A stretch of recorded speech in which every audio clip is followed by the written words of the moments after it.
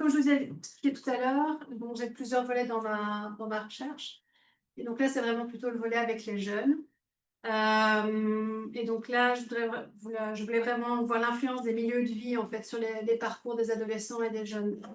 C'est de voir un petit peu comment est-ce qu'ils les négocient au quotidien.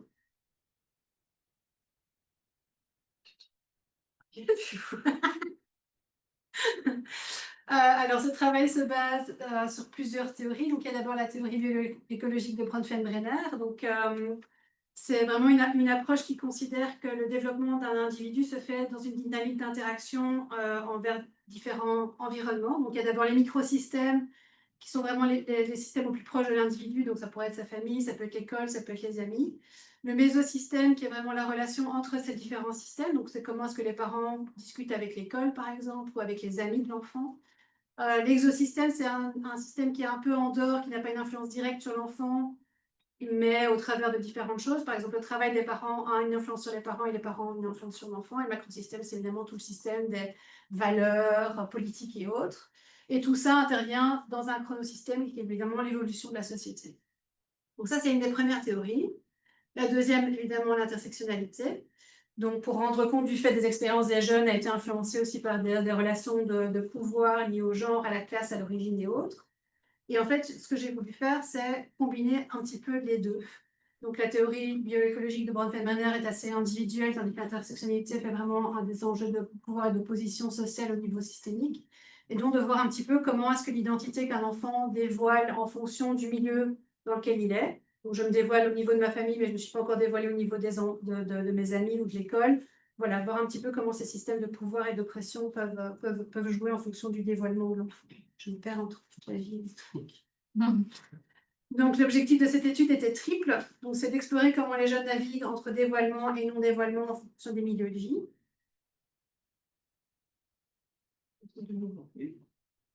Je sais pas. Observer comment les interactions entre les milieux de vie créent des dynamiques favorables ou défavorables et donc un effet en cascade.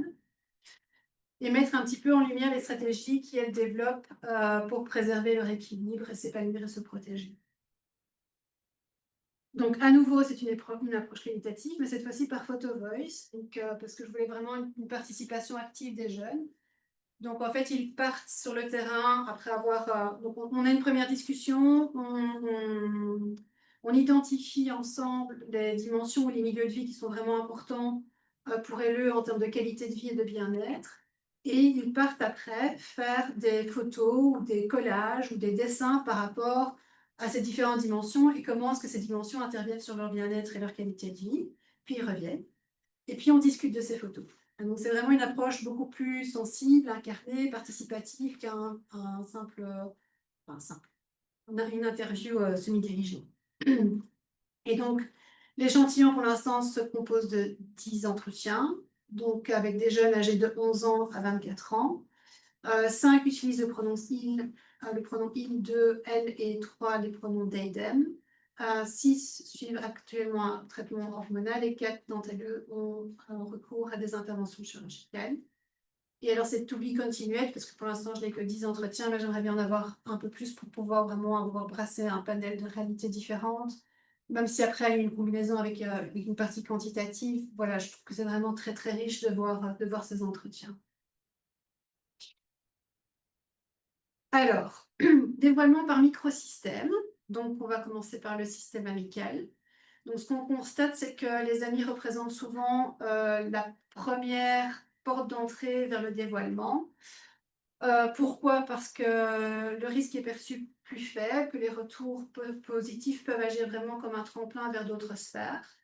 Donc, effectivement, quand il y a une validation, l'ami AMIE devient un pont vers d'autres sphères, d'un dévoilement par rapport à l'école, par rapport à d'autres amis aussi.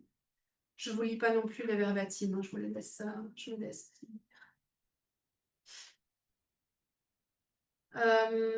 À l'inverse, pour la famille, les choses sont souvent plus tendues, donc on observe des dévoilements partiels, différés, voire absents, par peur du rejet, ou parce qu'un climat de silence ou de non-reconnaissance s'est installé. Et ce non-soutien rejaillit parfois à sa capacité à se dévoiler ailleurs, comme par exemple pour le dernier verbatim envers les amis.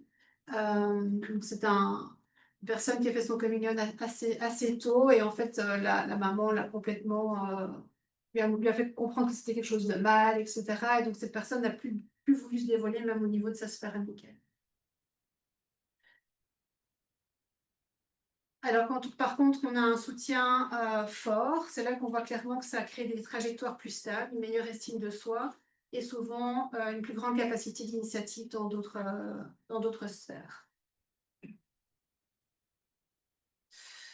Au niveau du mésosystème, donc c'est de nouveau la combinaison entre plusieurs systèmes. C'est là qu'on voit qu'il y a un jeu de vases communicants. Donc lorsque l'environnement est perçu comme insécurisant, les jeunes ont tendance à surinvestir un autre microsystème, donc par exemple le microsystème amical, ou un rejet scolaire qui peut entraîner un engagement militant ou une redéfinition du chez-soi dans les espaces plutôt communautaires. Donc la dernière personne dit, et donc à un moment donné, lors des derniers échanges avec le directeur, j'en ai eu ras-le-bol et je me suis dit que j'allais aller voir une ASBL sur mon propre compte et pour faire bouger les choses à une autre échelle. Mais au système encore, pour certains jeunes, la complexité est accentuée par des parcours migratoires. Donc ces situations génèrent une double instabilité affective, mais aussi identitaire, notamment quand les repères culturels sont en tension avec l'identité de genre. Donc là encore, dans le dernier extrait, par exemple, on voit que cette tension n'est pas juste individuelle, elle vient aussi de normes familiales, de visions de genre ancrées culturellement qui compliquent le processus de reconnaissance. Ici même, si a fait son coming out en tant que garçon, il a le sentiment que dans sa communauté, il ne sera jamais reconnu parce que un homme au sens congolais, voilà, ça fait pas sens avec son identité à lui.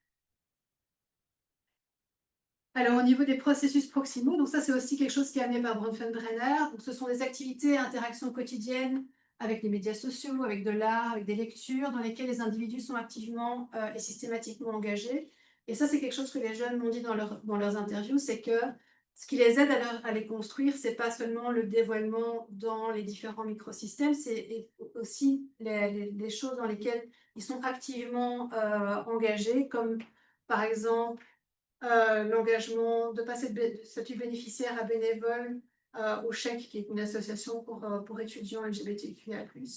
Quand il avait 18 ans, c'est vraiment passer de bénéficiaire à bénévole, mais aussi des lectures dans lesquelles on se retrouve, dans lesquelles on se construit quand on n'a pas de référence. Ici, c'est une personne, voilà, c'est à Moscou, qui est vraiment très répressif. Il est passé par la photo vraiment comme moyen d'expression pour pouvoir vraiment exprimer le genre. Alors, discussion et conclusion. Le dévoilement n'est pas un événement unique, ça implique de négocier constamment entre vulnérabilité et sécurité, entre microsystèmes. L'absence de soutien dans un milieu oblige parfois à développer des mécanismes de protection dans un autre.